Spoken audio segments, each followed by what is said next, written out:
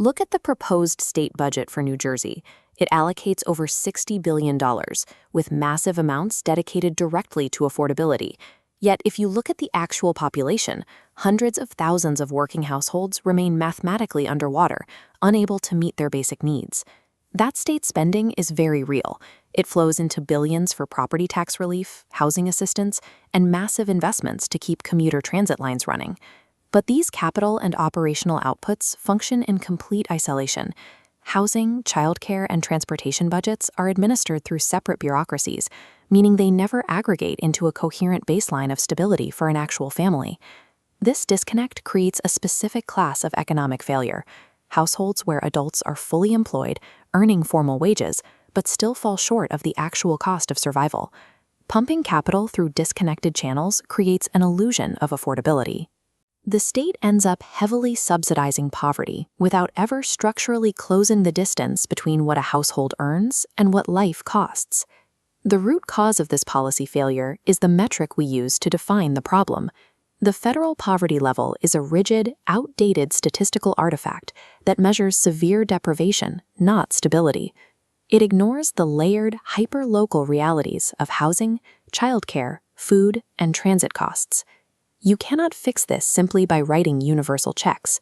The problem requires a complete architectural upgrade to how a state models and deploys its safety net. The Livable Income Support System provides this upgrade. It is a public design framework built on 5 distinct layers: measurement, spending mapping, gap pilots, phase-out protection, and long-term funding. Poverty is an architectural failure of interacting systems. Addressing it requires shifting from cash transfer ideology to strict systems engineering. The first layer replaces the poverty line entirely to build a precise measurement engine. This formula calculates the remaining livable income gap.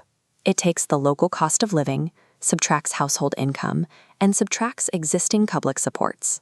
To find that livable income floor, the model pulls data, like New Jersey's $57,000 baseline for a single adult.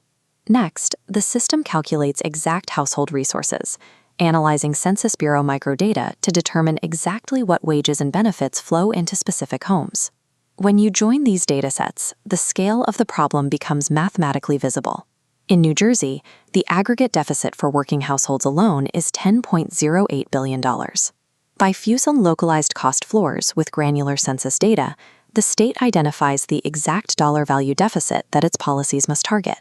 This $10 billion gap serves as a structural ledger, marking the specific voids Layer 2, the spending map, is designed to fill. Governments must map existing tax dollars against specific survival pressures. You apply current housing support, childcare assistance, and transit subsidies directly into that $10 billion void. But because categorical programs are rigid, they leave jagged, uneven voids in household stability. This is why Layer 3 deploys gap pilots. To fill these voids, governments introduce flexible, targeted direct support, where rigid legacy programs fail. We have local evidence for this. The Newark Movement for Economic Equity provided 400 residents with $6,000 a year in unconditional cash. It acted as a formulated sealant, filling irregular gaps and validating measurable improvements in financial resilience and housing security. Layer 4, phase-out protection, is engineered to fix a fatal architectural flaw in the current safety net, known as the benefit cliff. The benefit cliff happens when rising earned income crosses a threshold, triggering a sudden loss of essential benefits. This trap actively punishes progress. The solution is engineering gradual phase-outs, so as wages rise, support smoothly decreases, maintaining a net positive trajectory. A functional livable income architecture must ensure that an increase in earned wages never triggers an automated collapse of household stability. Finally, Layer 5 addresses long-term funding. A durable support system cannot rely permanently on one-time state surplus cash. The model uses a phased fiscal stack.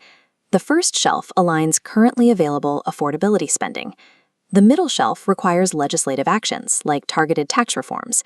The top shelf builds conditional infrastructure, capturing future AI and automation-driven productivity dividends. Closing the structural gap requires this sequenced, adaptive fiscal architecture, avoiding the immediate deficit spending models often associated with broad universal basic income proposals. When integrated, these 5 layers form the Livable Income Bridge, a continuous operational loop that measures the gap, identifies the need, provides support, smooths the transition, and then tracks and adjusts at scale. This is a targeted, data-driven framework that treats income support as public infrastructure. It operates on an entirely different premise than universal basic income. For civic technologists and systems economists, this forces a shift in the primary objective. Policy must move away from mere poverty avoidance and toward engineering structural, livable stability. By combining granular microdata, localized cost floors, and unified public ledgers, governments can stop funding the fragmented symptoms of poverty. They can finally engineer a system that structurally closes the cost of survival.